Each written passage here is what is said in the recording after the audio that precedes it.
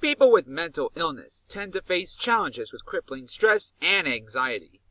They believe they are not capable of moving past these hurdles and are frightened off of progress. This leads to those people retreating into comfort zones and forcing those around them to face those challenges in their stead, or they brace themselves for the consequences of failure by inaction. I faced this many times. In fact, this talk is one such challenge for me. I remember being so intimidated by a project in middle school, I just didn't do it. This was the only project I never completed. All the other challenges I faced, I overcame because I was inspired by my family and the stories of others who suffer from illnesses. Not just real stories, mind you, but also works of fiction depicting this struggle, whether TV, movies, video games, or especially books, even children's and young adults' literature. These kinds of stories are my mirrors to push me to overcome and leave my comfort zone. They were windows of opportunities that conveniently were also sliding doors for me to join in on the story and the success of the characters. This is true for many others who suffer from mental illnesses. This is how Rudine Sims Bishop views books, and it's a view I will share with you today. It's easy to think that you are the only one suffering a certain way, and it really hurts to see that no one else, not even your own family, understands what's really going on, or, God forbid, ignores it or disowns you for it. When people with mental illness feel alone, they suffer to the point of bordering suicide, especially in cases of depression.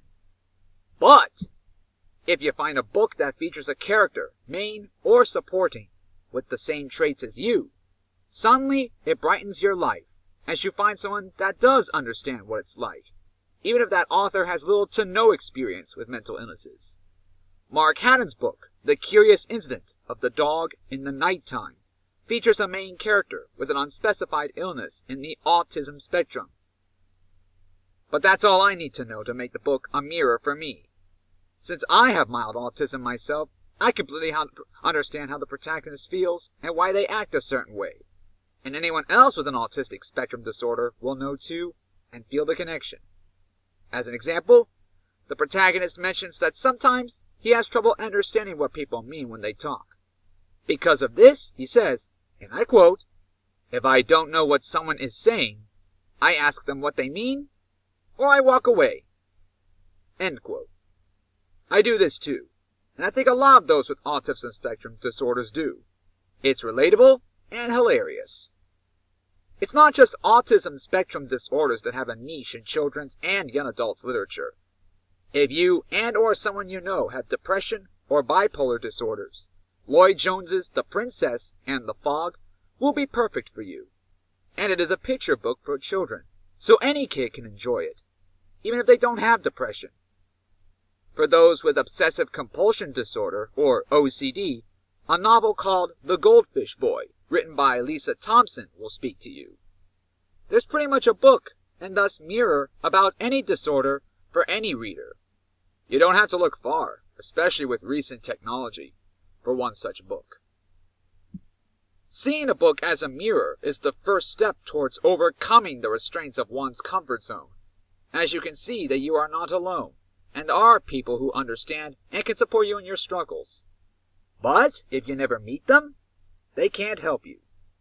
Once the mirror has served its purpose, you will find that the books you read subsequently turn into windows, as you learn more about the characters in the stories, who they are, what they like, and their motivations.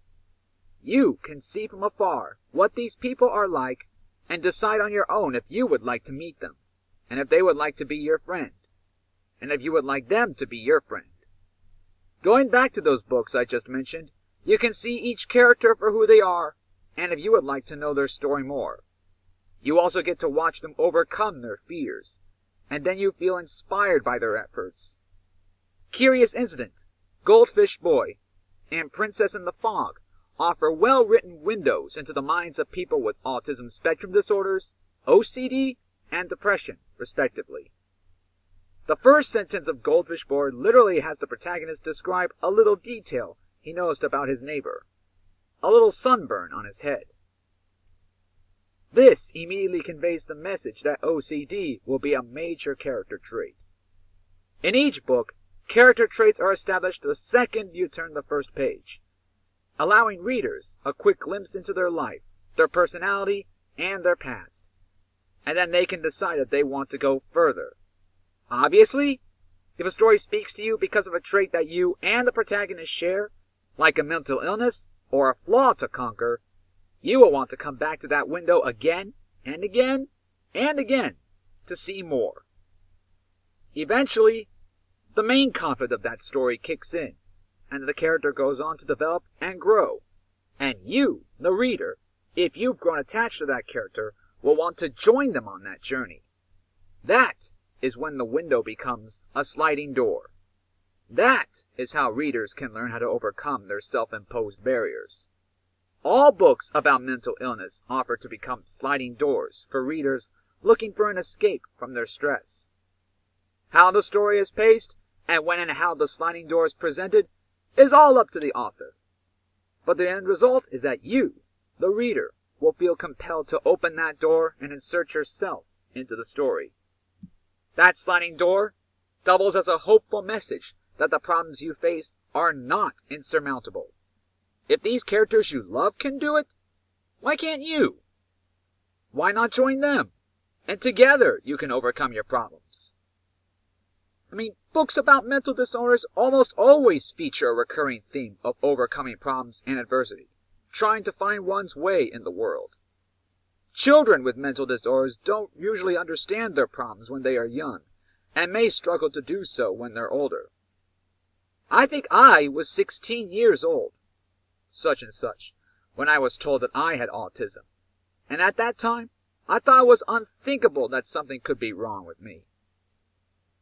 I immediately felt better about myself when I learned about fictional characters and real celebrities with autism on TV and in books. I was inspired to overcome my fears because of these characters, and because of that, I got myself a head start with college as a result. Books give readers idols to look up to become, and to learn from. When it comes to children's literature about mental illness, the lesson is to work hard and push yourself, and you will conquer your fears, overcome your limits, and achieve great things. As mirrors, books detailing mental illness can prove that you are not alone in your suffering. As windows, those books can entice you to step out of your comfort zone and take a peek into the unknown. And as sliding doors, these books will test your willingness and resolve to conquer your fears. Should you do all of that, congratulations! You have just given yourself a massive head start to recovery and overcoming your limitations. So my final lesson is this. If you or someone you know suffers from any mental illness, just look for a book featuring that illness as a prominent plot element. Children's and young adults books are particularly good choices, as anyone can pick them up and read them. You, or they, will gain the courage to take that first step, because these characters inspire you or them to do so. If they could do it, so can you. Thank you.